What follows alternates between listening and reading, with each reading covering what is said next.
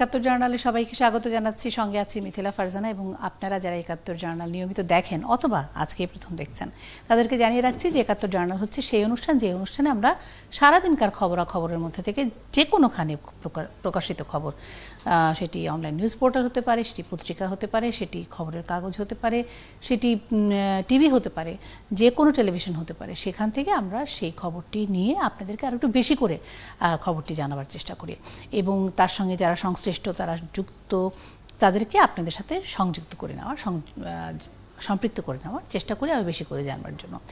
আজকের খবরের মধ্যে রয়েছে যে বাংলাদেশ মোটামুটি এটুকু আমরা নিশ্চিত হতে পারছি, কারণ স্বাস্থ্যমন্ত্রী নিজেই বলছেন যে বাংলাদেশ করোনা ভ্যাকসিন নেবে যেটি সবচেয়ে ইফেক্টিভ অর্থাৎ কার্যকরী এবং সবচেয়ে সস্তা। যদি আমরা কয়েকদিন আগে স্বাস্থ্য সচিবের কাছ থেকে জানতে পেরেছি যে আগামী ফেব্রুয়ারি মাসের মধ্যে অক্সফোর্ডের বেশ কিছু ভ্যাকসিন চলে আসছে, এই আলাপটি আমরা করতে চাই। তার সঙ্গে সঙ্গে একটা বড় কোয়ারি বা একটা বড় জিজ্ঞাসা আমাদের ছাত্রছাত্রীদের মধ্যে রয়েছে, সেটি হচ্ছে যে এইচএসসি রেজাল্ট তো দিয়ে দিল, এখন কিভাবে তারা বিশ্ববিদ্যালয়ে ভর্তি হবেন। আজকে সেটির একটি সিদ্ধান্ত এসেছে, সেই সিদ্ধান্তটি নিয়েও আমরা কথা বলতে চাই। ভাষান্তরে রোহিঙ্গারা যাবেন, কিন্তু কেমন করে যাবেন, কিভাবে যাবেন, সেই প্রশ্ন নিয়ে অনেকবার এক ধরনের দ্বন্দ্ব তৈরি হয়েছে, কিন্তু ভাষান্তরে আসলে কি আছে আমাদের সহকর্মী ঘুরে এসেছেন, ঘুরে এসে আমাদেরকে জানানোর চেষ্টা করছেন যে কি আছে সেইখানে।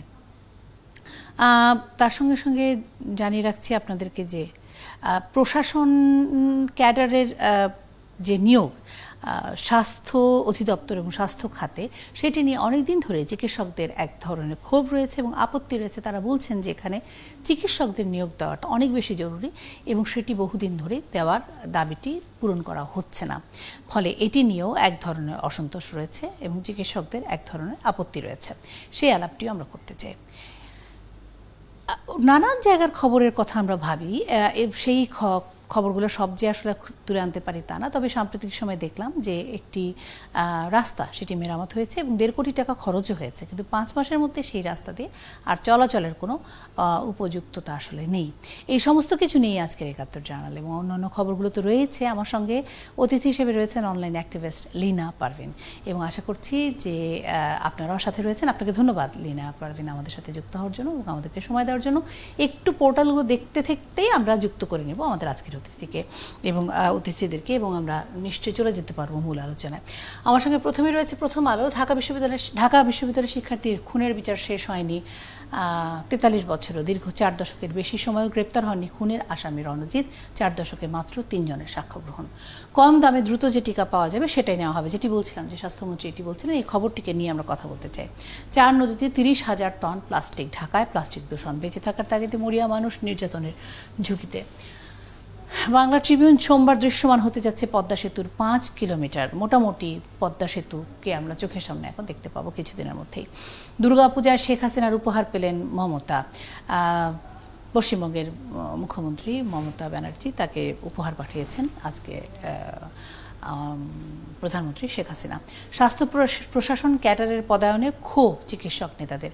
স্বাস্থ্য প্রশাসন ক্যাডারের পদায়নে ক্ষোভ চিকিৎসক নেতাদের। এই আলাপটিও করবার জন্য রেখে দিচ্ছি, এখন এই আলাপটি করছি না। অনিয়মগুলো প্রধান বিচারপতির নজরে আনা হবে, অ্যাটর্নি জেনারেল তদবির করে আসেনি, প্রধানমন্ত্রী বসিয়েছেন, অর্থাৎ স্বাস্থ্য অধিদপ্তরের ডিজি তিনি বলছেন এই কথা। সারা বাংলা বলছে আমি ভ্যাকসিন নিয়ে বেশি আশাবাদী না। এটি অবশ্যই ডক্টর ইকবাল আর্সেনাল বলছেন, এটি অনেকবারই বলেছেন তিনি। ভ্যাকসিন দিয়ে আসলে প্যান্ডেমিক কখনোই নিয়ন্ত্রণ করা যায় না, এটি অনেকেই বলছেন। শাহজাহান খানকে বাদ দিয়ে জাতীয় শ্রমিক লীগের পূর্ণাঙ্গ কমিটি ঘোষণা। আসলে সেটিতে কী লাভ হবে সেটিও আমরা জানবার চেষ্টা করব। 25 টাকা দরে আলু বিক্রি করবে টিসিবি আলু বিক্রি করবার কথা রয়েছে এবং সেটি 25 টাকা দরে, কারণ আলুর বাজার নিয়ন্ত্রণ করা যাচ্ছে না। করোনায় 3 মাসে এডিবি বাস্তবায়ন 8.06%। বার্ষিক উন্নয়ন কর্মসূচি, যদিও বলা হচ্ছে যে বাংলাদেশের জিডিপি এখন এবছর ভারতের থেকেও ছাড়িয়ে যাওয়ার সম্ভাবনা রয়েছে। জিডিপি 6-এর উপরে থাকার পেছনে স্বাস্থ্য বিভাগের অনেক ভূমিকা। এই হচ্ছে না, আরও কিছু আছে। bdnews24.com একটু দেখে নেই। স্বাস্থ্যের নিয়ন্ত্রণে প্রশাসন ক্ষোভ চিকিৎসকদের, এটি প্রধান খবর হিসেবে এসেছে। এবং কোভিড-19 সামনে আরও যুদ্ধ। সিসিসি ভোটের প্রচার প্রলম্বিত, অপেক্ষা আর ফুরোয় না। এবং এই হচ্ছে মোটামুটি সমকালটা একটু দেখে পেলেই। 25 টাকা কেজিতে আলু বিক্রি। মমতাকে উপহার পাঠালেন শেখ হাসিনা। নির্বাচনের নামে বিএনপি তামাশা করেছে। সুলভেও তাড়াতাড়ি যে টিকা পাওয়া যাবে সেটাই নেওয়া হবে। স্বাস্থ্যমন্ত্রী দেশে করোনায় আরও 14 মৃত্যু। এই হচ্ছে মোটামুটি এই মুহূর্তের পাওয়া সর্বশেষ খবরাখবর। আমাদের সাথে এর মধ্যে যুক্ত হচ্ছেন অধ্যাপক ডক্টর মোহাম্মদ শহীদুল্লাহ, প্রধান কোভিড-19 বিষয়ক জাতীয় কারিগরি পরামর্শক কমিটি, এবং আশা করছি এই খবরটি নিয়ে আমরা তার সাথে কথা বলতে পারবো। খবরটি হচ্ছে সুলভে ও তাড়াতাড়ি যে টিকা পাওয়া যাবে সেটাই নেওয়া হবে। আজকে মাননীয় স্বাস্থ্যমন্ত্রী তেমনটাই বলছেন ডক্টর মোহাম্মদ শহীদুল্লাহ। আশা করছি আপনি শুনতে পাচ্ছেন। শুনতে পাচ্ছি। অনেক ধন্যবাদ আমাকে সময় দেওয়ার জন্য এবং এই আলোচনায় যুক্ত হওয়ার জন্য। লীনা পারভিন, আপনিও কিন্তু আলোচনা শুরু করতে পারেন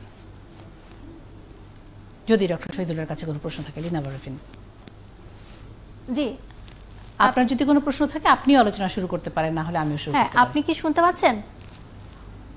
হ্যাঁ, আমি শুনতে পাচ্ছি। জি, আপনাকে ধন্যবাদ আমাদের সাথে যুক্ত হওয়ার জন্য। অ্যাকচুয়ালি আমরা জানি যে কোভিড-19-এর আমরা যে ধাক্কাটা সামলাচ্ছি এখন, এবং আমাদের মাননীয় প্রধানমন্ত্রী করেছেন, আমাদেরকে সতর্ক করেছেন যে সামনে দ্বিতীয় ধাক্কা আসতে যাচ্ছে। তাহলে সেই ক্ষেত্রে উনি সামগ্রিক একটা প্রস্তুতি রাখার কথা বলেছেন। তো আপনি যেহেতু একটা বিশেষ দায়িত্বে আছেন এবং আপনি একটা গুরুত্বপূর্ণ রোল প্লে করছেন, তাহলে আমরা অ্যাকচুয়ালি একটু জানতে চাচ্ছি যে আপনাদের সেই প্রস্তুতিটা কীরকম। কারণ আমরা জানি যে করোনা যখন প্রথম আমাদের এখানে এসেছিল মার্চে, তারপরে আমরা কিন্তু তখনও শুনেছিলাম যে আমরা প্রস্তুত, মোকাবেলায় প্রস্তুত ছিলাম, আমাদের হসপিটালগুলো প্রস্তুত, কিন্তু তার পরবর্তী চিত্র আসলে আমাদেরকে ভিন্ন একটা অভিজ্ঞতার মধ্যে দিয়ে যেতে হয়েছে। একটু বলে রাখছি যে প্রস্তুতির দায়িত্ব আসলে পরামর্শক কমিটির নয়। না, তারা কোন ধরনের দিচ্ছেন আর কি, পরামর্শ কি দিচ্ছেন, পরামর্শগুলো ওনারা কি মনে করছেন, কারণ প্রস্তুতির মধ্যে কিন্তু ওনাদের পরামর্শটাও ডেফিনেটলি কাউন্ট করা হবে। ধন্যবাদ মিথিলা, এবং পরবর্তীতে যে সম্পূরক প্রশ্ন করা হলো দুটো মিলিয়ে আমি জবাব দেওয়ার চেষ্টা করব। একটি হলো যে আপনি প্রথমে যেটা বলেছেন, মাননীয় মন্ত্রী মহোদয় আজকে যেটা বলেছে যে যখনই আমরা টিকা পাবো সুলভ মূল্যে ভালো টিকা পেতে চাই, উনি যথার্থই বলেছেন এবং এটা মনে হয় দেশবাসীরও আকাঙ্ক্ষা, এবং আমার মনে হয় যে আমরা সবাই সেটাই চাই। এবং আমি বলতে পারি আপনার এই অনুষ্ঠানেও আমি এসেছি কয়েকবার, একই কথা বলেছি যে টিকাটা হতে হবে মানসম্পন্ন। কারণটা হলো যে টিকার প্রতিযোগিতায় কিন্তু অনেক কোম্পানি দৌড়াচ্ছে, এবং আপনি দেখেন কোনো একটা টিকাকেও কিন্তু মানে টিকাগুলোর ব্যাপারে এই যেটা WHO এনলিস্টমেন্ট বলি, সেটা কিন্তু প্রাথমিক কাজ, দ্যাট ইজ ওয়ান থিং। আর সেটা হলো যে কোন টিকাটা সফল এবং নিরাপদ সেটা আরেকটা বিষয়। সেইটার সাথে যদি সুলভ মূল্যের ব্যাপারটা তো যে কোনো দেশ ভাববে, আর আমরা তো রিসোর্স লিমিটেড একটা কান্ট্রি, তাই না? আমরা তো সেটা ভাববই। তো আমার মনে হয় যে মাননীয় মন্ত্রী যথার্থ বলেছেন যে ভালো টিকা, সুলভ মূল্যের টিকা আমরা পাওয়ার চেষ্টা করছি, এবং আমি যেটুকু জানি যে এই একটা জায়গায় মোটামুটি কাজটা গুছিয়ে চলছে।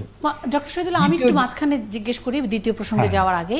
সেটা হচ্ছে যে সাম্প্রতিক সময়ে স্বাস্থ্য সচিব তিনি বলছিলেন যে আগামী ফেব্রুয়ারি মাসে অক্সফোর্ডের যে টিকা, সেই টিকাটি 3 কোটি, যদি আমি খুব ভুল না করে থাকি 3 কোটি, খুব সম্ভবত 3 কোটি টিকা আমরা পাবো। সেরকম কোনো কথা কি হয়েছে কিনা?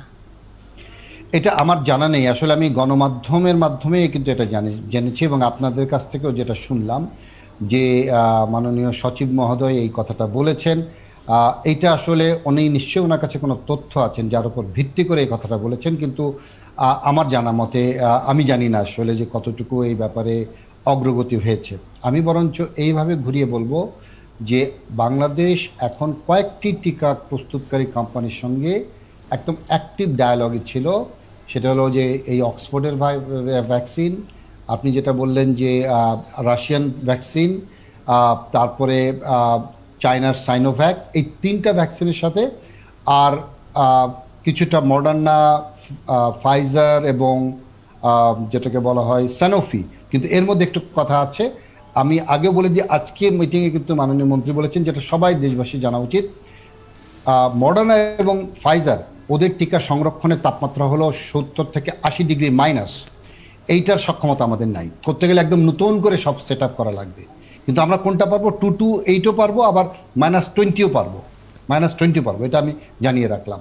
তো সেই জন্য আমি ওই জিনিসটা এখনো জানি না যে অক্সফোর্ডেরটা 3 কোটি আমরা ফেব্রুয়ারি মাসে যেটা পাবো, এটা উনি বলে থাকেন, নিশ্চয়ই ওনার কাছে তথ্য আছে। এবার আসি আমরা যে আপনি আমাকে প্রশ্ন করেছিলেন এর আগেও, বা আমি অনেক সময় আপনাদের যে 10টার সংবাদে প্রশ্ন করা হয়েছিল যে আমরা দ্বিতীয় ঢেউয়ের যে আশঙ্কা করছি, আমি কিন্তু একটা কথা বলেছিলাম যে প্রথম ঢেউই তো আসলে আমরা পুরোপুরি শেষ করতে পারি নাই। আমরা হয়তো সংক্রমণের ধারাটা কম সেটা বলতে পারি। জনাব শহীদুল, আমি যদি একটু টিকা প্রসঙ্গে আরেকটা জিনিস একটু প্রশ্ন, আপনি বললেন যে চায়না যে টিকা সেটাও আমাদের আলোচনার মধ্যে আছে, কিন্তু আমরা যতদূর জানি যে চীন তাদের টিকার প্রাপ্যতার ক্ষেত্রে এক ধরনের ইনভেস্টমেন্টের একটা প্রপোজাল দিয়েছিল, যেটা আবার বাংলাদেশ একটু নেতিবাচকভাবে সিদ্ধান্ত এসেছে বলে এরকম সংবাদ মাধ্যমে জেনেছি। তো সেক্ষেত্রে আসলে এটা কি এখনো আমাদের কাউন্টের মধ্যে আছে? ও, এটা কিন্তু একটু ভিন্ন বিষয়। সেটি হলো যে চায়নার যে ট্রায়ালটা হওয়ার কথা ছিল ICDDRB কে সাথে করে, সেখানে পুরোপুরি অর্থায়ন করার কথা ছিল। একটা ট্রায়ালে কিন্তু কয়েক কোটি টাকা খরচ হয়, আমি সংখ্যাটা ইচ্ছা করে বললাম না, আমি জানি যদিও কয়েক কোটি টাকা লাগে। সেখানে কিন্তু নিয়ম হলো যে কোম্পানি করবে সেই কোম্পানি পুরো অর্থ ব্যয় করবে। কিন্তু চায়না হঠাৎ করে বাংলাদেশ সরকারের কাছে বললো এবং ICDRB কে জানালো যে আপনাদেরকে কো-ফাইন্যান্সিং করতে হবে। সেই কারণে কিন্তু, এবং তার সঙ্গে আরও অন্য কিছু মিলে ওই ট্রায়ালটা বন্ধ হয়েছে। কিন্তু চায়নার ভ্যাকসিন যখন আবিষ্কার হয়ে যাবে তখন বাংলাদেশ পাবে না এরকম কিন্তু কোনো কথাটা না। তো দুইটা অন্য জিনিস। এবার আসি আসলে যেটা বলছিলাম যে আসলেও কিন্তু আমাদেরকে মনে রাখতে হবে, আমি আজকে আমার বক্তব্যই বলেছিলাম যে আমরা কিন্তু সংক্রমণের ধারাটা কমেছে, নো ডাউট। আমাদের কিন্তু মৃত্যুর হার কম এবং আমাদের হাসপাতালের ব্যবস্থাপনা উন্নতি হয়েছে। কিন্তু এই যে কমপ্লাসেন্সি, এখানে ভুগতে গেলে যেন আমরা না ভুগি। কমপ্লাসেন্সি কিন্তু একটা রোগ যেটাতে শৈথিল্য আনে। এই কথাটা আমি আজকের বক্তব্যে ছিল যে আমাদের যেন শৈথিল্য না থাকে। ডিসেম্বর এবং জানুয়ারিতে অন্যান্য দেশের মতো আমাদেরও কিন্তু সংক্রমণের হারটা বাড়তে পারে। এটাকে আমি যদি বলি সংক্রমণের হার বাড়া, আরেকজন বলবে এটা দ্বিতীয় ঢেউ কিনা, ওই বিতর্কে গেলাম না।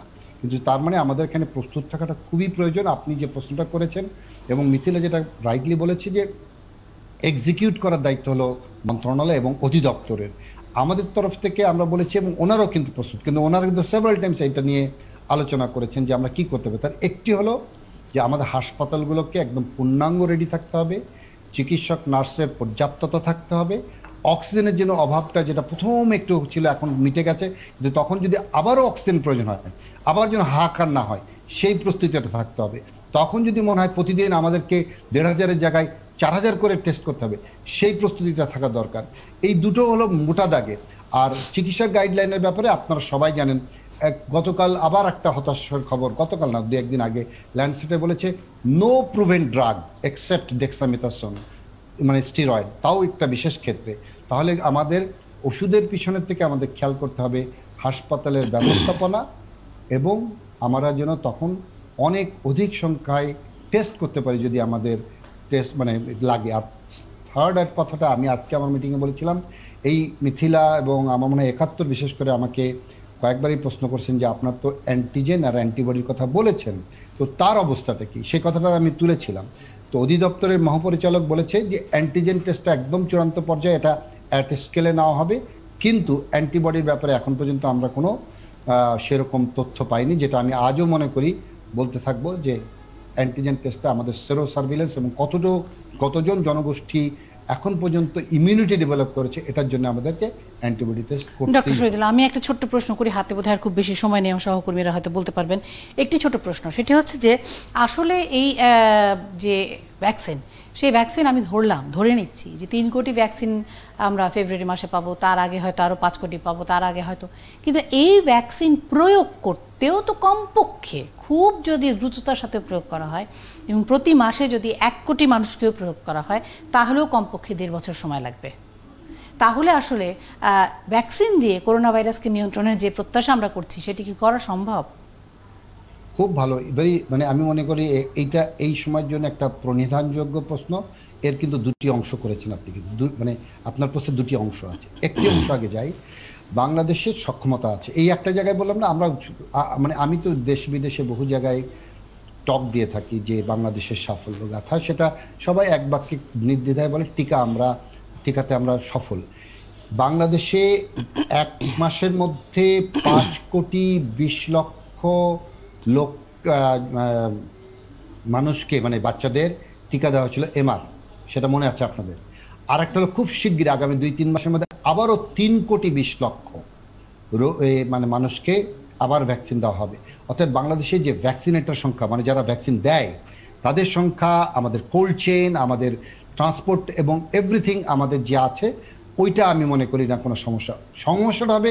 আমি যতটা চাইছি ততটা নাম্বার অফ ভ্যাকসিন পাচ্ছি কিনা। সো আপনার প্রশ্নের ওইটার জবাব। দ্বিতীয়টা প্রশ্নটা যেটা করলেন, আপনার সঙ্গে আমি একমত। আমি আজকেও বলেছি, বারবারও বলতে থাকবো, আগামীতেও বলতে থাকবো। দেখেন, যে ভ্যাকসিনটা আসবে, এত কথা বলা হচ্ছে, প্রত্যেকে কিন্তু গর্ব করে বলছে আমি এই স্টেজে আছি, ফেজ 3, ফেজ 2। কেউ বলছে না আমার ভ্যাকসিন কতদিন প্রোটেকশন দেবে, 6 মাস, 1 বছর, 2 বছর, না 4 বছর? তাহলে কি আমি ফ্লু ভ্যাকসিনের মতো বছর বছর নিব? এই কিন্তু কথা কেউ বলছে না। অনেকগুলো ইস্যু ভ্যাকসিনের সঙ্গে থাকায় আমি যেটা বলতে চাই, ভ্যাকসিন আসুক, ভ্যাকসিন আমাদের প্রয়োজন আছে, এটার মধ্যে কোনো দ্বিধা নেই। কিন্তু ভ্যাকসিনের আগে বারবার যে কথাটা আপনারা বলেন, আমরা বলি, আমি বলতে চাই যে আমাদের স্বাস্থ্যবিধিটা যদি ঠিক মতো মানি, আজকে যারা যারা আমরা আক্রান্ত হয়নি, হয়তো স্বাস্থ্যবিধিটা যথাযথ মানা হয়েছিল। যারা আক্রান্ত হয়েছেন দুঃখজনকভাবে হয়তো স্বাস্থ্যবিধি মানতেন, কোনো এক সময় ছোট্ট একটা ব্রেক বা হয়তো মানে মানে ঠিক নিরবচ্ছিন্ন ছিল না বলেই হয়েছে। সেই জন্যে আমি মনে করি মাস্ক পরা, হাত ধোয়া, সোশ্যাল ডিস্টেন্সিংটা এই শীতকালে বিয়ে শাদী, বিভিন্ন রকম উৎসব পার্বণ এগুলো হবে, এই সময় যেন আমরা সীমিত আকারে এগুলো করি। আমি তো কারোর বিয়ে শাদী তো আমরা আটকে রাখতে পারবো না, সীমিত আকারে করি। এটা যদি আমরা করতে পারি তাহলে আমি মনে করি টিকার চেয়েও কার্যকর পদক্ষেপ আমরা নিতে পারবো। অনেক ধন্যবাদ ডক্টর শহীদুল্লাহ আপনাকে আমাদের সাথে যুক্ত হওয়ার জন্য এবং আমাদেরকে সময় দেওয়ার জন্য। বিশ্ববিদ্যালয়ে ভর্তির কি উপায় হবে সেটি আলোচনা করতে আমরা আসছি বিরতির পর।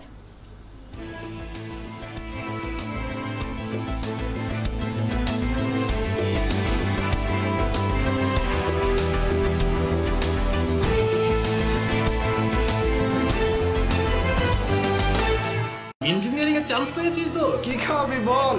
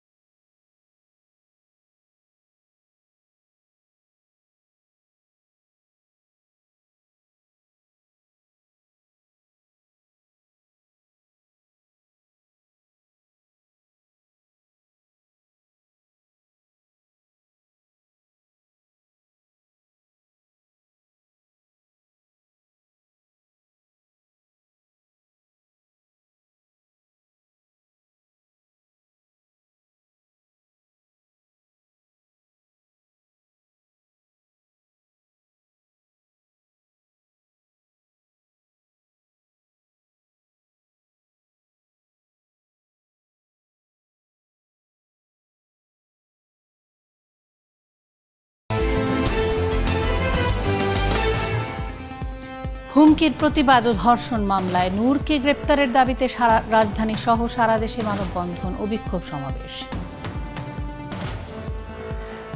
যারা গণমাধ্যমের বিরুদ্ধে কাজ করছে বা গণমাধ্যমের বিপক্ষে যে যারা কাজ করছে তাদেরও বিচার হবে এবং অবশ্যই হতেই হবে। যাদের বিরুদ্ধে মামলা হয়েছে পুলিশ এখনো গ্রেপ্তার করে নাই, অচিরেই তাদেরকে গ্রেপ্তার করা হয় এবং আইনের আওতায় আনা হয়।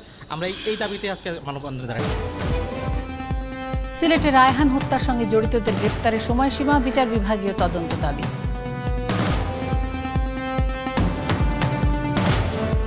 নোয়াখালীতে নারীকে বিবস্ত্র করে নির্যাতনের মূল হোতা দেলওয়ার 7 দিনের রিমান্ডে।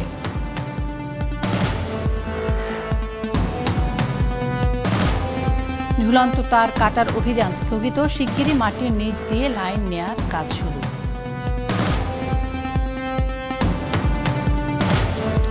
এবার ফেরার উৎকণ্ঠায় ইতালি প্রবাসীরা, টিকিটের জন্য টার্কিশ এয়ার কার্যালয়ে ভিড়।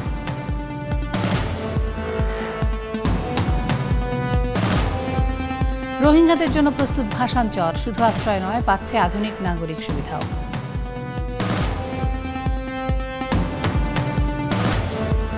মহামারীর সময় ঘরবন্দি শিশুদের বিশেষ নজরে রাখার পরামর্শ দিলেন প্রধানমন্ত্রী।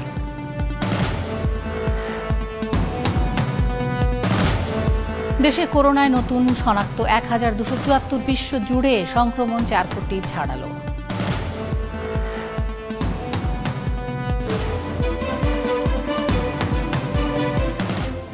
একাত্তর জার্নাল এবং আরেকবার সবাইকে স্বাগত জানাচ্ছি।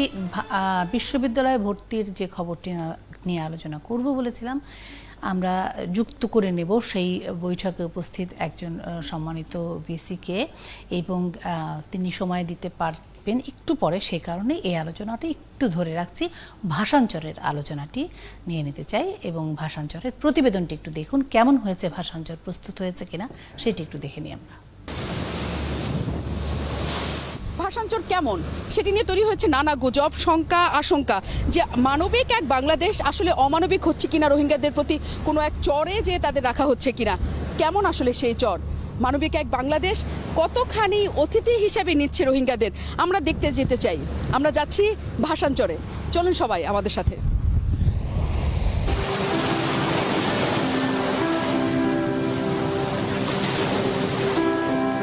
মেঘনা আর সাগরের মোহনায় সন্দ্বীপ থেকে 5 নটিক্যাল পথ, ট্রলারে 2.5 ঘন্টা।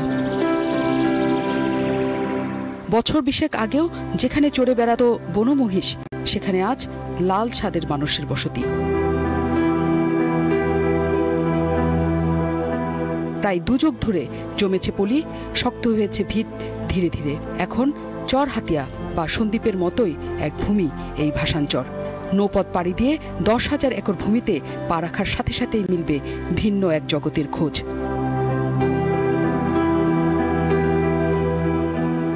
2018 সালের জানুয়ারির 5 তারিখে সবুজে ভূমিতে প্রথম পড়েছিল ইটের টুকরো।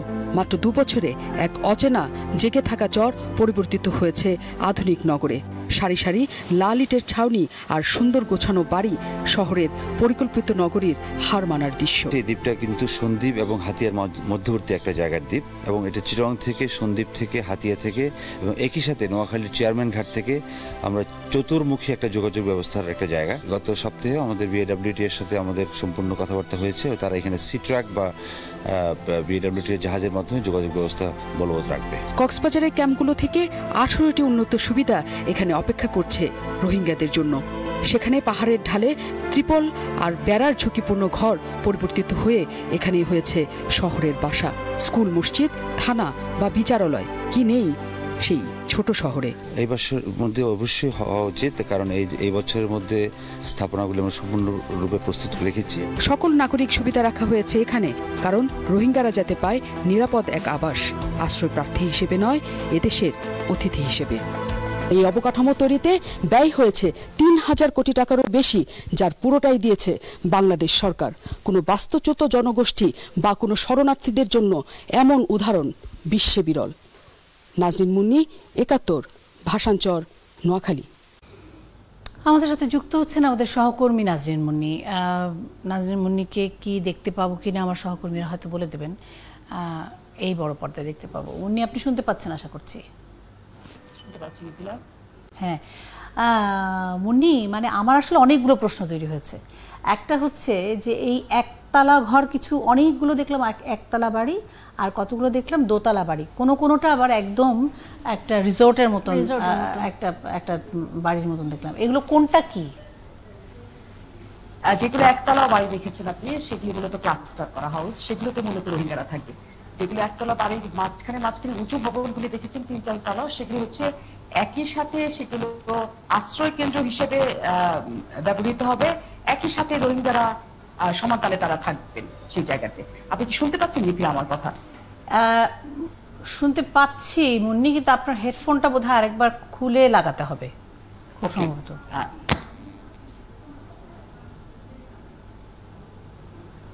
হ্যাঁ, এখন ফ্রেমটা একদম শুনতে পাচ্ছেন? হ্যাঁ, শুনতে পাচ্ছি। হ্যাঁ, এখন স্পষ্ট? এখন স্পষ্ট, হ্যাঁ। আচ্ছা, যেটা আপনি বলছিলেন সেটা হচ্ছে যে একতলা ভবনগুলি দেখেছেন সার বাঁধা, সেগুলি মূলত রোহিঙ্গাদের থাকার জায়গা। সেগুলো মাঝখানে যেগুলি বড় বড় 3-4 তলা ভবনগুলি দেখছেন, সেগুলো তো রোহিঙ্গারা থাকবে, কিন্তু সেই ভবনগুলি আসলে দুরকম ব্যবহারের জন্য বানানো হয়েছে। আর স্বাভাবিক অবস্থায় রোহিঙ্গারা থাকবে, আর যখন ঝড়ঝঞ্ঝা হবে সেগুলি আশ্রয় কেন্দ্র হিসেবে ব্যবহার করা হবে, কারণ সেগুলি উঁচু এবং অনেক বড় করে বানানো হয়েছে। এগুলো হচ্ছে রোহিঙ্গাদের। জি জি। আর তাছাড়া আমি যেটুকু দেখলাম সেটি হচ্ছে যে বিদ্যুৎ, পানি সহ সকল ধরনের যে সুবিধাদি রয়েছে সেগুলো সবই থাকবে এখানে। সকল ধরনের সুবিধা থাকবে। শুধু আপনার প্রথম প্রশ্নটা একটা উত্তর দিয়ে নেই, নিলে অসম্পূর্ণ থেকে যাতে। আপনি যে রিসোর্টের মতো বাড়িটি দেখেছেন, এটি মূলত মাননীয় প্রধানমন্ত্রীর জন্য বানানো হয়েছে। সেই জায়গায় রোহিঙ্গারা যাতে নিজেদের একেবারে আলাদা কিছু মনে না করেন, না ভাবেন, এবং ওইখানে শুধুমাত্র মাননীয় প্রধানমন্ত্রী কেন, অন্য রাষ্ট্রের বড় অতিথিরাও যদি আসেন, কোন রাষ্ট্রপ্রধান আসেন বা যে কেউ আছেন না কেন, সেইখানে তাদের থাকার বন্দোবস্ত করা হয়েছে।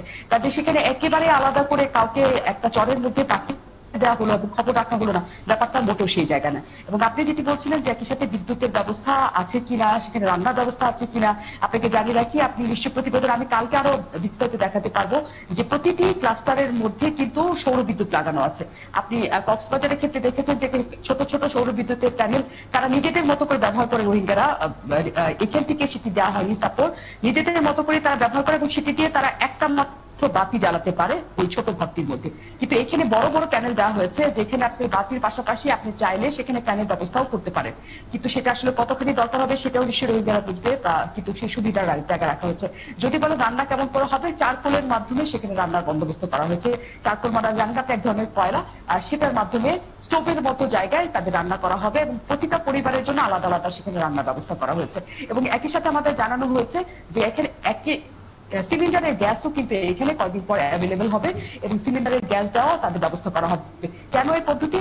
যাতে সবুজ ওই চরটা কোনোভাবে গাছগুলি কখনো নষ্ট না হয়, কারণ যখনই জ্বালানি দিয়ে রান্না করার সুযোগ দেওয়া হয় তখনই আসলে গাছ কাটাটা শুরু হয়। কাজে গাছগুলোকে রক্ষা করার জন্য এই পদ্ধতিতে, গ্যাস সিলিন্ডার পদ্ধতি বা চারকোল পদ্ধতিতে সেখানে রান্না হবে।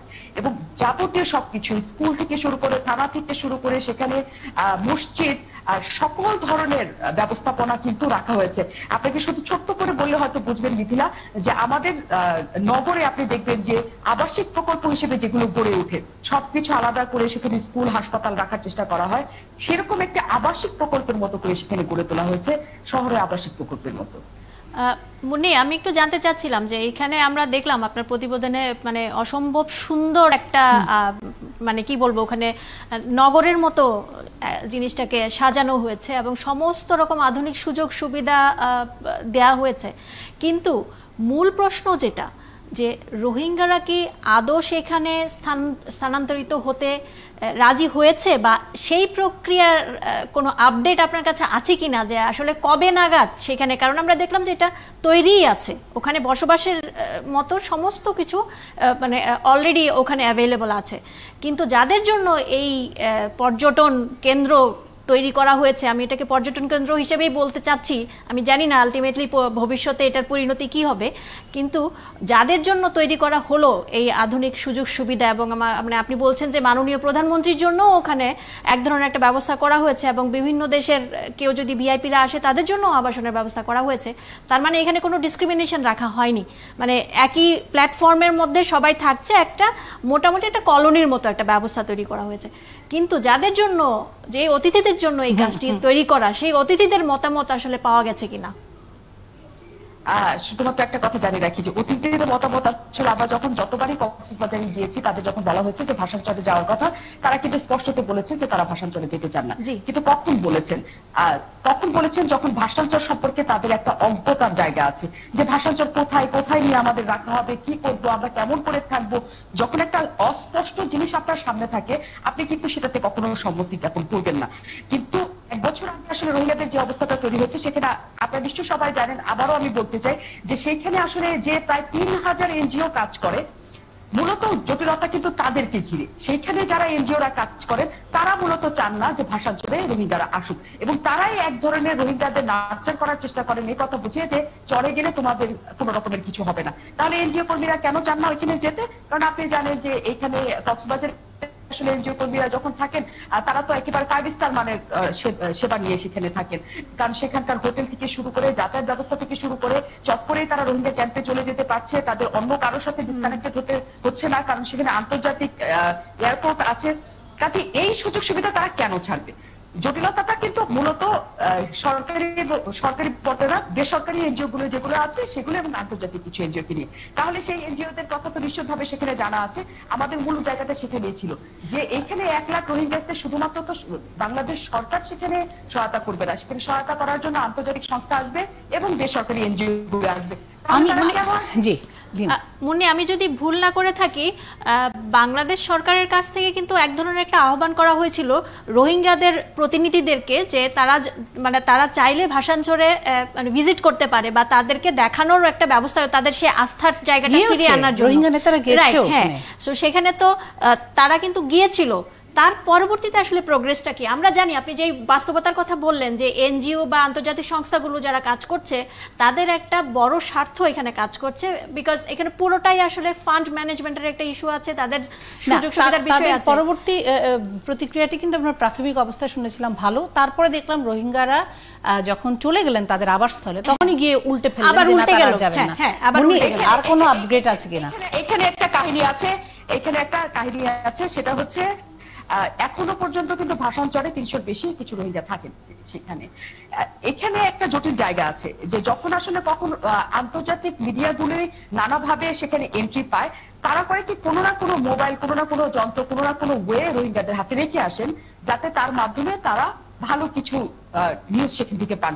এবং রোহিঙ্গাদের মধ্যে এক ধরনের ভীষণ কাজ করে যে তারা আমার দেশে আছে, আমার দেশের সকল সেবা শুশ্রূষা গ্রহণ করছে, কিন্তু আমার দেশে বদনাম করার বিষয়ে তারা অতুলনীয়। তারা কখনোই আমার দেশের সুনাম কারোর কাছে করে না। একটু কান থেকে চোখ খুশলেই তারা কিন্তু সেটার সাথে সাথে সে আন্তর্জাতিক মিডিয়াকে জানায়, এবং আন্তর্জাতিক মিডিয়া সেটা ফলাও করে এখানকার কোনো বক্তব্য না নিয়ে সেটা প্রচার করার ক্ষেত্রে ব্যবহার করা হয়। ভাষাঞ্চলের ক্ষেত্রে এটা হয়েছে। ভাষাঞ্চলে যখন পুরোপুরি প্রজেক্টটা শেষ হয়নি তখন কেউ কেউ গিয়েছেন, কোনো আন্তর্জাতিক মিডিয়া গিয়েছেন, যাওয়ার পরে সেখানে এক ধরনের জটিল পরিস্থিতি তৈরি করার তারা চেষ্টা করেছে, এখনো তারা সেটা তৈরি করার চেষ্টা করবে। কিন্তু তখন তৈরি করতে পেরেছে এই কারণে যে ভাষাঞ্চল কি আসলে কি তৈরি হচ্ছে সেটার কোনো স্পষ্ট চিত্র কারোর সামনে ছিল না। এখন আমরা এতগুলি মিডিয়া গিয়েছি, আমরা একেবারে ক্যামেরার চোখে দেখাচ্ছি যে সেখানে কি আছে।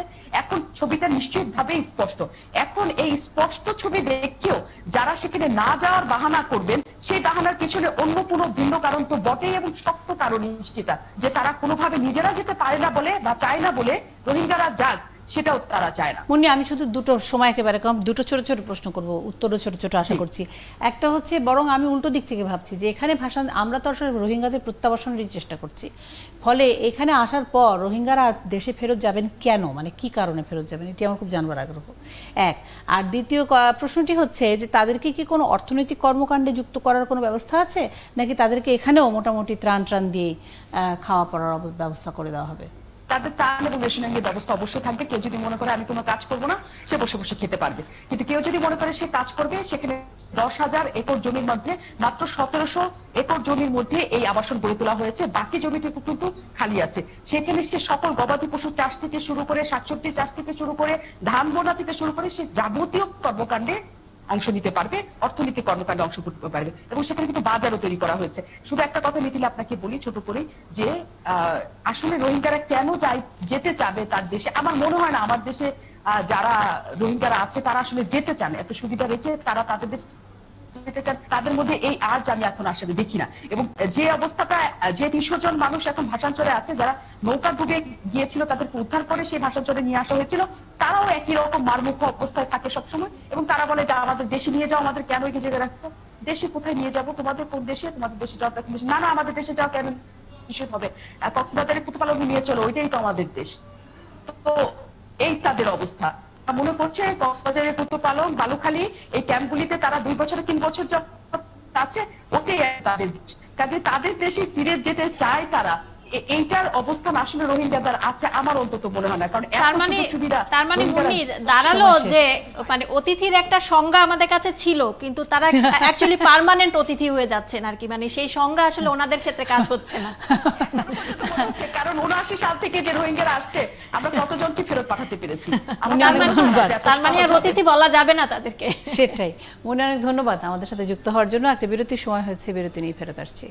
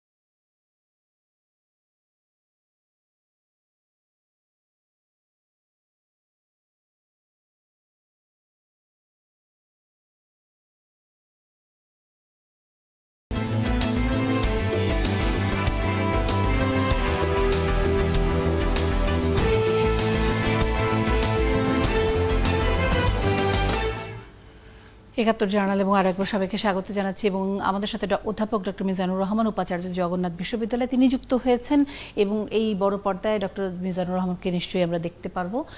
বিশ্ববিদ্যালয়ে ভর্তি ডক্টর মিজানুর রহমান, অনেক অনেক ধন্যবাদ জানাচ্ছি আপনাকে এবং আজকে নিশ্চয়ই আমরা জানতে পারবো যে এই বিষয়ে কি সিদ্ধান্ত হয়েছে। একটু যদি খবরটি দেখাতে পারি, আমার সহকর্মীরা নিশ্চয়ই আমাকে দেখানোর চেষ্টা করবেন। ভর্তি বিশ্ববিদ্যালয়ে কিভাবে সিদ্ধান্ত আজ করোনা সংক্রমণের কারণে এবার সরকারি ও স্বায়ত্তশাসিত বিশ্ববিদ্যালয়গুলোতে ভর্তি পরীক্ষা কিভাবে হবে এই বিষয়ে সিদ্ধান্ত নিতে আজ শনিবার উপাচার্যদের সংগঠন বিশ্ববিদ্যালয় পরিষদের সভা ডাকা হয়েছে। এই সভার সিদ্ধান্তের ভিত্তিতে এ বিষয়ে পরবর্তী পদক্ষেপ নেবে ইউজিসি। এই পর্যন্ত দেখে রাখছি। আমি একটু চলে যাচ্ছি ডক্টর মিজানুর রহমান, অধ্যাপক ডক্টর মিজানুর রহমানের কাছে। আপনারা কি ধরনের সিদ্ধান্ত নিলেন অধ্যাপক মিজানুর রহমান? ধন্যবাদ। 17 তারিখে বাংলাদেশ বিশ্ববিদ্যালয় পরিষদের একটি সভা ছিল, সেখানে পাবলিক বিশ্ববিদ্যালয়গুলোর উপাচার্যদের একটা সভা। সেটা তো সেখানে দুটো এজেন্ডা ছিল। প্রথম এজেন্ডা হচ্ছে এখন যে আমরা অনলাইন ক্লাসগুলো নিচ্ছি বিশ্ববিদ্যালয়ে, এগুলোর কোনো পরীক্ষা কিন্তু নিতে পারছি না। এক সেমিস্টার শেষ হওয়ার পরে দ্বিতীয় সেমিস্টার ক্লাস শুরু হয়ে গেছে, কিন্তু আমরা পরীক্ষা নিতে পারি নাই এবং পরীক্ষা কিভাবে নিব সে নিয়েও কোনো সিদ্ধান্ত এখনো ছিল না। সেই ক্ষেত্রে বঙ্গবন্ধু ডিজিটাল বিশ্ববিদ্যালয় উপাচার্য এবং তার দল তারা একটা সফটওয়্যার ডেভেলপ করেছে এবং যেটা দিয়ে খুবই প্রোটেক্টেড সিস্টেমে অনলাইন পরীক্ষা নেওয়া যায়। সেখানে এটা উপস্থাপিত হয়, প্রেজেন্টেশন ডেমনস্ট্রেশন দেওয়া হয় এবং আমরা উপাচার্যরা কনভিন্স যে হ্যাঁ অনলাইনে পরীক্ষা নেওয়া এটা দিয়ে সম্ভব। তো সেখানে সিদ্ধান্ত হয় বিশ্ববিদ্যালয় মঞ্জুরি কমিশন এবং শিক্ষা মন্ত্রণালয়ের সহযোগিতায় এই প্রশিক্ষণ দেওয়ার পরে আমরা এইটা আমাদের বিশ্ববিদ্যালয়গুলো চলতি যে সেমিস্টারে যে পরীক্ষাগুলো আটকা পড়ে আছে এগুলো আমরা নিব। এই পরীক্ষাগুলো নেয়ার মধ্য দিয়ে আমাদের শিক্ষকদের এবং আইটি এক্সপার্টদের এক ধরনের দক্ষতা অর্জন হবে এবং এই সফটওয়্যারটির কোনো ইমপ্রুভাইজেশনের দরকার থাকলে সেখানেও এটা কাজ করবে। এই আমাদের প্রশিক্ষণটা যদি দেখা যায় যে এই সফটওয়্যারটি খুব ভালোভাবে সাফল্যজনকভাবে পরীক্ষা নেওয়া যাচ্ছে, তখন এটাকে লার্জ স্কেলে পরীক্ষা নেওয়ার কাজে ব্যবহার করা যাবে। ইভেন 10-15 লক্ষ লোকের পরীক্ষা একসাথে নেওয়া যাবে। তখনই দ্বিতীয় যে এজেন্ডা আসলো যে বিশ্ববিদ্যালয়ে ভর্তি কিভাবে হবে, সেক্ষেত্রে ভর্তির ব্যাপারটি নিশ্চিত করে বলা যায় যে ভর্তি পরীক্ষা ছাড়া বিশ্ববিদ্যালয়ে ভর্তি হওয়া যাবে না। একমাত্র জাতীয় বিশ্ববিদ্যালয় যারা গত 4 বছর যাবতী মাধ্যমিক এবং উচ্চ মাধ্যমিকের রেজাল্টের উপর ভিত্তি করে ভর্তি করে, তারা এই বছরও ওই একই প্রক্রিয়ায় ভর্তি করবে, কিন্তু অন্যান্য পাবলিক বিশ্ববিদ্যালয়গুলো ভর্তি পরীক্ষার মাধ্যমেই ভর্তি করবে। সেই ক্ষেত্রে এই বছর যেহেতু প্রার্থীর সংখ্যা অনেক বেশি, 13 লক্ষ তো সবাই পাস করবে, 13 লক্ষ 13.5 লক্ষ। এর সাথে গত বছরের যারা পরীক্ষা দিতে চায় এরকম আমরা দেখছি 25% পরীক্ষার্থী যারা আগে বছরের তারা এসে যোগ হয়। এতে দেখা যায় 17-18 লক্ষ শিক্ষার্থীর পরীক্ষা আমাদেরকে নিতে হবে উচ্চ শিক্ষা প্রতিষ্ঠানগুলোকে, যেটা করোনা কালে স্বাস্থ্যবিধি মেনে একেবারেই অসম্ভব। যার কারণে বেশিরভাগ উপাচার্য অধ্যাপক মিজানুর রহমান একটু মাঝখানে কথা বলছি, যদি লীনা পারভিন কোনো প্রশ্ন থাকে করতে পারেন। জি স্যার, আমার একটু জাস্ট জানার যে এই জায়গাটা একটু উদ্বেগের এসছে অভিভাবকদের কাছ থেকে, ছাত্রছাত্রীদের কাছ থেকে, সেটা হচ্ছে আমরা যেটা জানলাম যে জেএসসি এবং এসএসসির রেজাল্টের গড় করে এক ধরনের একটা রেজাল্ট করা হবে এইচএসসির ক্ষেত্রে। সো এই রেজাল্টটা দিয়ে আবার বিশ্ববিদ্যালয়ে ভর্তি, মানে যেহেতু ভর্তি পরীক্ষা হচ্ছে না, তাহলে সেই ক্ষেত্রে এই জায়গাটা কে বললো হচ্ছে না? আপনি কোথা থেকে শুনলেন এটা? আচ্ছা, ভর্তি পরীক্ষাটা কিভাবে নিবে সেই ব্যাপারে এখনো আমাদের কাছে জিনিসটা যেহেতু পুরো ক্লিয়ার না, কিন্তু এই ক্ষেত্রে স্যার আমার কোয়েশ্চেনটা হচ্ছে যে ধরেন এরকম অনেক ছাত্রছাত্রী থাকে যাদের আসলে জেএসসির রেজাল্টটা হয়তো একটু খারাপ, কিন্তু এসএসসির ক্ষেত্রে তারা একটু, এইচএসসির ক্ষেত্রে তারা ভালো রেজাল্ট করে, অথবা এসএসসির রেজাল্টটা একটু পিছিয়ে পড়া থাকে কিন্তু এইচএসসির ক্ষেত্রে রেজাল্টটা ভালো থাকে। তো এই যে রেজাল্টের তারতম্যটা অনেকের ক্ষেত্রে হয়, এই জায়গায় মানে এক ধরনের, বিশেষ করে আমাদের শহরে লীনা পারভিনের যেটি প্রশ্ন আমি যদি বুঝে থাকি, আমি তো ক্লিয়ার করে বললাম ভর্তি পরীক্ষা নেওয়া হবে। না ডক্টর মিজানুর রহমান, আমি বলি প্রশ্নটি, আমার মনে হয় প্রশ্নটি তার অন্য জায়গায়। প্রশ্নটি হচ্ছে আমরা জানি যে সাধারণত এই এইচএসসি এসএসসি পরীক্ষার একটি নম্বর যোগ হয় বিশ্ববিদ্যালয় পরীক্ষার সময় বা বিবেচনায় আনা হয়। সেক্ষেত্রে আসলে এখানে কিভাবে কোন নাম্বারটিকে যোগ করা হবে বা গড় করা হবে না কি করা হবে? নাও করতে পারে। এটা বিশ্ববিদ্যালয়গুলো একাডেমিক কাউন্সিল সিদ্ধান্ত নিবে কোন নাম্বার যোগ করবে বা যোগ করবে না, যোগ না করে কোনো বিশ্ববিদ্যালয় মনে করে যদি কেবলমাত্র অ্যাডমিশন টেস্টের রেজাল্ট দিয়ে ভর্তি করব, এটাও করতে পারবে। আমরা যে সেন্ট্রাল অ্যাডমিশন সিস্টেম, সেখানে শুধু আমরা এইচএসসি সিলেবাসের উপরে আর্টস, সায়েন্স, কমার্স তিনটার সিলেবাসের উপরে 100 নম্বর করে পরীক্ষা দিয়ে প্রত্যেক ছাত্রকে একটা রেজাল্ট দিয়ে দিব। আর ভর্তি করার বিষয়টা প্রত্যেক বিশ্ববিদ্যালয় সিদ্ধান্ত নিবে, তারা এসএসসির নাম্বার আদৌ নিবে, এইচএসসির নাম্বার আদৌ নিবে কিনা, অথবা কোনো নাম্বারে না নিয়েও ভর্তি করতে পারে, শুধু এই অ্যাডমিশন টেস্টের উপর ভিত্তি করে। এটা প্রত্যেক ইউনিভার্সিটি সিদ্ধান্ত নিবে। বাট কেন্দ্রীয় যে ভর্তি কমিটি, তাদের কাজ হবে আর্টস, সায়েন্স, কমার্স 3 দিন 3টা পরীক্ষা নিয়ে দেওয়া 100 নম্বরের, এবং প্রত্যেকে একটা গ্রেড দিয়ে দেওয়া। আর অন্য প্রত্যেক বিশ্ববিদ্যালয় একাডেমিক কাউন্সিল ঠিক করবে তারা কাদেরকে কিভাবে ভর্তি করবে, শুধু এই নাম্বারে ভর্তি করবে না এইচএসসি নাম্বারের যোগ একেবারেই করবে কি করবে না, এটা ওই বিশ্ববিদ্যালয়ের সিদ্ধান্তের ব্যাপার। ডক্টর মিজানুর রহমান, কিন্তু যেটি মূল প্রশ্ন, সেই প্রশ্নতে আমি আসতে চাই। সেটি হলো যে আপনারা বলছেন অনলাইনে পরীক্ষাটি নেবেন, সেটি আসলে কতটা বাস্তবোচিত? মানে প্রত্যন্ত অঞ্চলে নিরবিচ্ছিন্ন বিদ্যুৎ, নিরবিচ্ছিন্ন ইন্টারনেট সুবিধা, সেই সুবিধার মূল্য মানে দেওয়া, সেটি কি আসলে একজন শিক্ষার্থীর পক্ষে সম্ভব কিনা, এক। আর দুই হচ্ছে, যদি পরীক্ষাটি সমন্বিত পরীক্ষা হয়ে থাকে তাহলে হয়তো একদিনের জন্য, হ্যাঁ, তাহলে হয়তো একদিনের জন্য 3 ঘন্টা বা 4 ঘন্টা, যে ঘন্টা কয়েক ঘন্টা পরীক্ষা হয়, সে টাকা দিয়ে কিনে নিল সেই পরিমাণ ডেটা, তারপর সে পরীক্ষা দিল। কিন্তু সেটা যদি না হয়, তাহলে কি আদৌ সেটি সম্ভব প্রান্তিক সকল মানুষের জন্য? হ্যাঁ, খুবই সম্ভব। কারণ প্রান্তিক মানুষকে ঢাকা, চট্টগ্রাম, রাজশাহীতে গিয়ে পরীক্ষা দিতে হতো। সে যেখানে এখন অবস্থান করতেছে সেই জায়গায় যদি বিদ্যুৎ বা ইন্টারনেটের সংকট থাকেও, তার উপজেলা শহর বা শহরের কোনো না কোনো জায়গায় তো ইন্টারনেট আছে, এটুক জায়গাও তো আসতে হবে তাকে, এসে ওখানে বসে একটা কক্ষের মধ্যে পরীক্ষা দিবে। সে তার আত্মীয় স্বজন, বন্ধু বান্ধব যে কোনো জায়গা থেকে পরীক্ষা দিতে পারবে। এটার জন্য ঢাকা, চট্টগ্রাম আসা লাগতো না। আর আসতে যেই ব্যয় হতো, উপজেলা শহরগুলোতে কি নিরবিচ্ছিন্ন বিদ্যুৎ থাকে অধ্যাপক মিজানুর রহমান? বিদ্যুৎ থাকার সাথে কোনো সম্পর্ক নাই। এটা মোবাইলে পরীক্ষা হবে, বিদ্যুৎ না থাকলেও চলবে। আগে মোবাইলে চার্জ দেওয়া থাকবে, তারা অবগত থাকবে কখন পরীক্ষা হবে, এর আগে মোবাইলে পরীক্ষা দেবে বিশ্ববিদ্যালয়ের ভর্তি পরীক্ষা। জি, মোবাইলে সারা পৃথিবীতে পরীক্ষা দিচ্ছে। এই অ্যাডমিশনটা সারা পৃথিবীতে অনেক জায়গায় এই অনলাইনে হচ্ছে এবং কোনো সমস্যা হচ্ছে না। অনলাইন আর হচ্ছে যে কোন ডিভাইস থেকে সে কানেক্ট হচ্ছে, দুইটার মধ্যে কি স্যার এক ধরনের একটা আছে না? কারণ ডেস্কটপ বা ল্যাপটপে একটা মানে পরীক্ষা অ্যাটেন্ড করার যেই উইন্ডোটা আসে, মোবাইল ডিভাইসে কিন্তু সেই অ্যাক্সেসিবিলিটিটা পুরোটা ওভাবে থাকে না। পৃথিবীতে অনলাইনে পরীক্ষা হচ্ছে অধ্যাপক মিজানুর রহমান, কিন্তু সারা পৃথিবীর শিক্ষার্থীরা মোবাইলে পরীক্ষা দিচ্ছেন, এটি একটি নতুন তথ্য বটে। এই একটা না, নতুন তথ্য আপনার কাছে শুনেন নাই কখনো আপনি? জি, আমি শুনিনি কখনো। জি, আমি অজ্ঞতা স্বীকার করে নিচ্ছি। এইজন্য আপনার কাছে নতুন মনে হচ্ছে, এটা আমার কাছে নতুন না। না, মোবাইলে সবাই বিশ্ববিদ্যালয়ে ভর্তির জন্য পরীক্ষা দিচ্ছে, এটি কোথায়, মানে যদি একটু শুনতাম আমরা বোধহয় আলোকিত হতে পারতাম। আমি বলছি যে সফটওয়্যারটি ডেভেলপ করা হয়েছে, এটা মোবাইলেও ব্যবহার করা যাবে এবং ল্যাপটপে ব্যবহার করা যাবে। আপনি যে ধরনের দেশের দিকে ইঙ্গিত করছেন অধ্যাপক মিজানুর রহমান, সেসব দেশে নিরবিচ্ছিন্নভাবে বিদ্যুৎ থাকে, সেখানে যে কোনো শিক্ষার্থী ল্যাপটপ বা ডেস্কটপে বসে পরীক্ষা দিতে পারে। কিন্তু বাংলাদেশে একটি উপজেলা শহরে নিরবিচ্ছিন্নভাবে বিদ্যুৎ থাকে না, সেখানে বাচ্চারা কোনোভাবে নিরবিচ্ছিন্নভাবে 4 ঘন্টা পরীক্ষা দেবে তার নিশ্চয়তা নেই। ফলে ল্যাপটপ বা ডেস্কটপে সে দিতে পারবে না, দিতে হলে তাকে মোবাইলে দিতে হবে। আপনি 4 ঘন্টা পরীক্ষা দিবে, কে বলছে আপনাকে? আপনি সবই তো বলতেছেন। দেখি, পরীক্ষা তো হবে 1 ঘন্টার, আর 1 ঘন্টার বিদ্যুৎ না থাকলেও কিছু যায় আসে না, কারণ আগেই তো সে মোবাইল এবং অথবা তার ল্যাপটপ চার্জ দিয়ে রাখবে। অসুবিধা কি হচ্ছে? ল্যাপটপ সবার থাকবে না, কোনো সম্পর্ক নাই এটা। যাই হোক, জানি না, কিন্তু ল্যাপটপ সবার থাকবে সেটিও বোধহয় সবসময় আমরা প্রত্যাশা করতে পারি না। সবার থাকবে কিনা সেটাও আমরা সবসময় প্রত্যাশা করতে পারি না।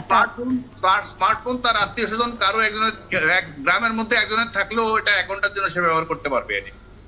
স্যার, এক্ষেত্রে কি আসন সংখ্যার যে একটা ক্যালকুলেশন থাকে বিশ্ববিদ্যালয়গুলোতে, কারণ এবার তো আমরা ধরে নিচ্ছি যে এইচএসসির সবাই পাস, হ্যাঁ, সো সেই ক্ষেত্রে এলিজিবিলিটি কিভাবে নির্ধারিত হবে, প্লাস আগের ব্যাচের যারা পরীক্ষা দিতে ইচ্ছুক তারাও এই ক্ষেত্রে ইনক্লুডেড।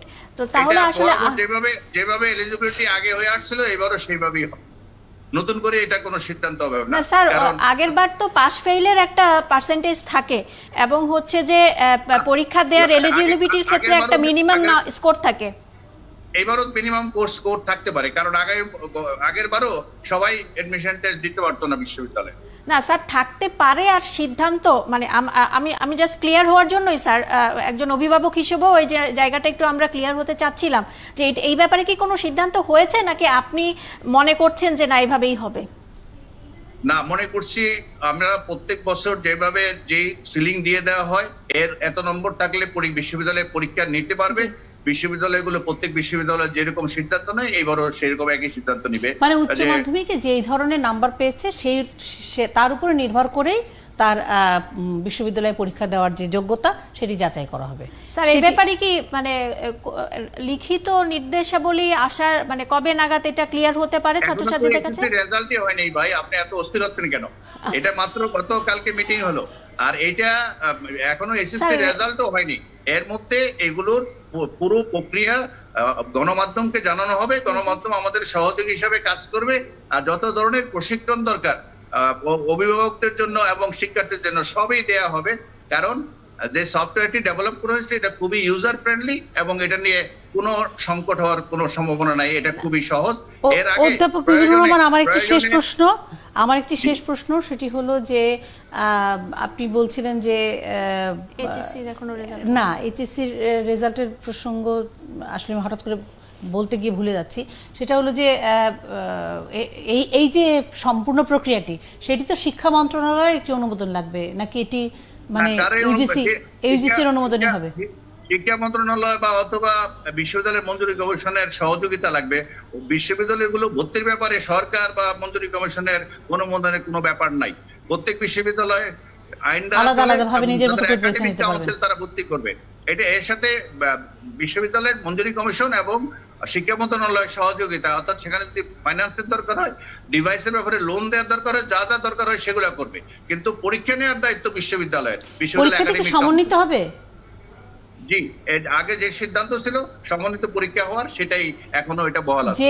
যে বিশ্ববিদ্যালয়গুলো এই সিদ্ধান্তে আসেনি এর আগে, গতকালকের মিটিং এ তারা উপস্থিত ছিলেন এবং পরিবর্তিত অবস্থায় তারাও এরকম যদি চিন্তা করতে পারে যে এত লক্ষ লক্ষ ছাত্রের এখন করোনা সংকটের কালে অন ক্যাম্পাসে এনে পরীক্ষা দেওয়া, তারাও যদি বিবেচনা করে যে এটা সম্ভব না, তাহলে তারা এই গুচ্ছ বা যে সমন্বিত পদ্ধতি পরীক্ষা হবে সেখানে যোগ দিবে। তারা এখনো সম্মতি দেননি, তাই তো? না, তারা এটা সম্মতি দেন আপনাকে কে বললো? আমি জিজ্ঞেস করছি আপনাকে, তারা কি এখনো সম্মতি দেননি? বলেন ওরা কি বলছে। ওরা এই ব্যাপারে তাদের একাডেমিক কাউন্সিলে আলোচনা করে। না, আমি কি বলেছি জিজ্ঞেস করিনি অধ্যাপক ডক্টর মিজানুর রহমান। আমি বলেছি তার মানে তারা কি এখনো সম্মতি দেননি? তারা সম্মতির ব্যাপারটা ওখানে আসেনি, তারা ওখানে আলোচনায় ছিলেন। তারা প্রত্যেকে একাডেমিক কাউন্সিলে আলোচনা করে তারপরে সিদ্ধান্ত নেবেন। জি, আমি সম্মতি দিয়েছেন কি দেননি সেরকম কোনো মন্তব্য করিনি, হয়তো আপনার আমার বোঝাতে ভুল হয়েছে। তার মানে আমরা যেটা বুঝতে পারছি যে এই ব্যাপারে আরো সিদ্ধান্ত আসতে বাকি আছে, বিরতির সময় হয়ে গেছে।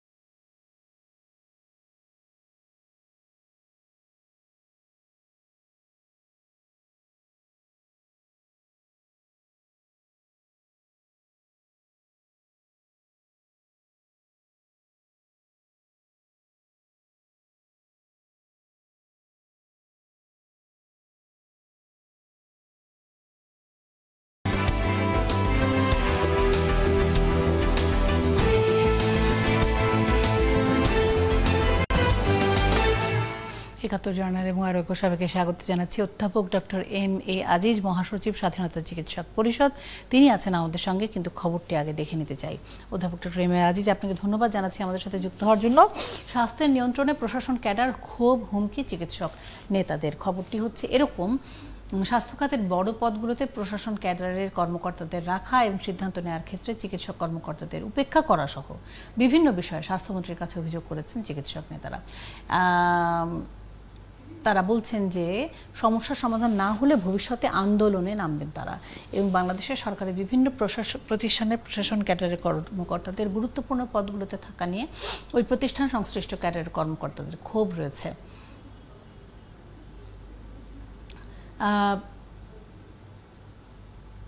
এই মোটামুটি এই আসলে খবরটি।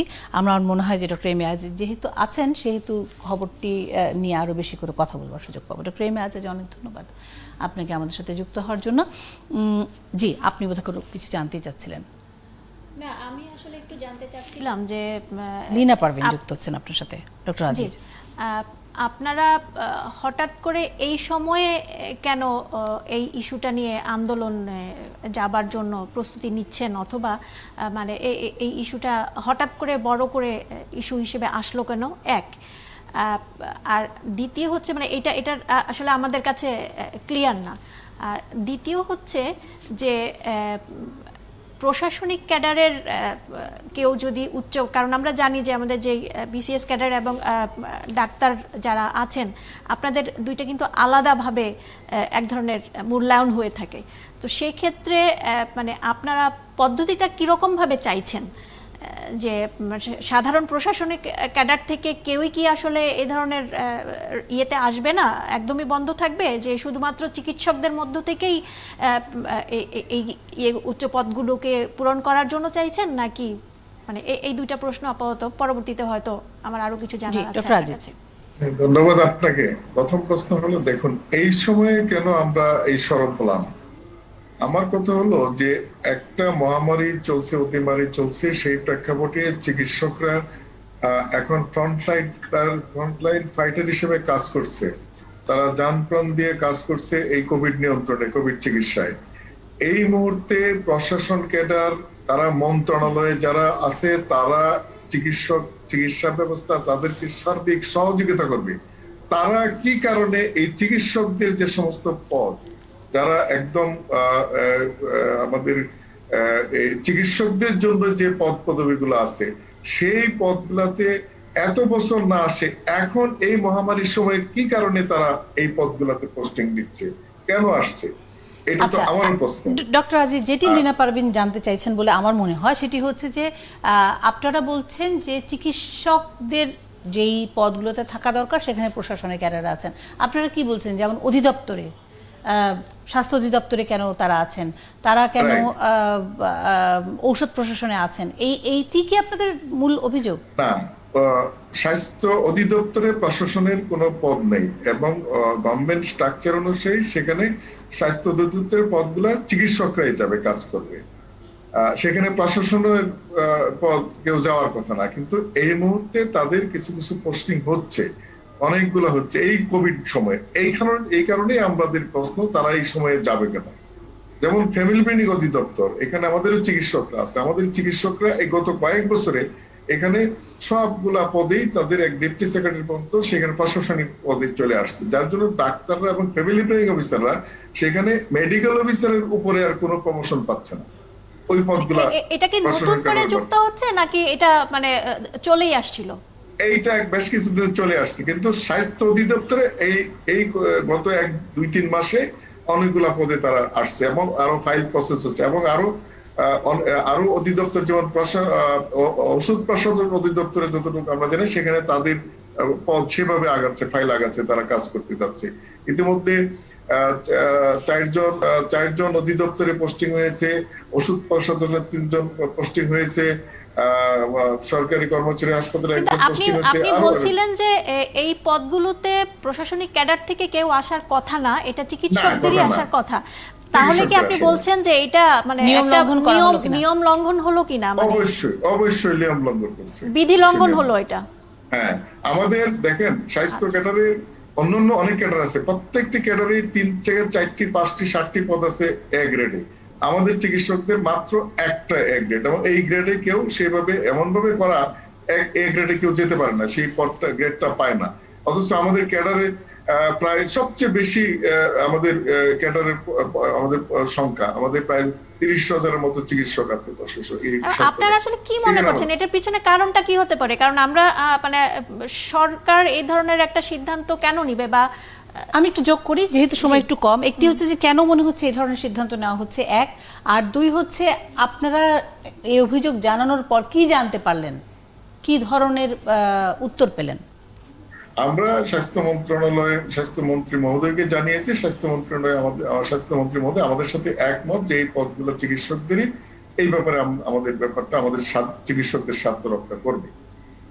আচ্ছা, তার মানে এটার একটা সমাধান হতে যাচ্ছে। আমার মনে হয় একটু অপেক্ষা করা দরকার আমাদের, এবং আমরা যেহেতু এই খবরটি আলোচনাটি উঠে আসা দরকার ছিল, সেই কারণে আপনাকে আমরা যুক্ত করে নিলাম ডক্টর এম এ আজিজ। অনেক ধন্যবাদ আপনাকে। আমরা একটু অপেক্ষা করি, দেখি এটি সমাধান হয় কিনা চিকিৎসকদের যে অভিযোগ রয়েছে সেখানে। আমরা একটু চলে যেতে চাই জার্মানি, কারণ 70 বছরের মধ্যে এই প্রথম জার্মানিতে কারফিউ জারি হয়েছে, এবং আমার মনে হয় সেটি আপনারাও বুঝতে পারছেন কেন। নুরুল ওয়াহিদ যুক্ত হচ্ছেন, মারুফ মল্লিক যুক্ত হচ্ছেন আমাদের সাথে জার্মানি থেকে, এবং সেই যুক্ত হওয়ার প্রক্রিয়া সম্পন্ন হওয়ার মধ্যে আমরা কয়েকটি ফেসবুক মন্তব্য দেখে নিতে চাই।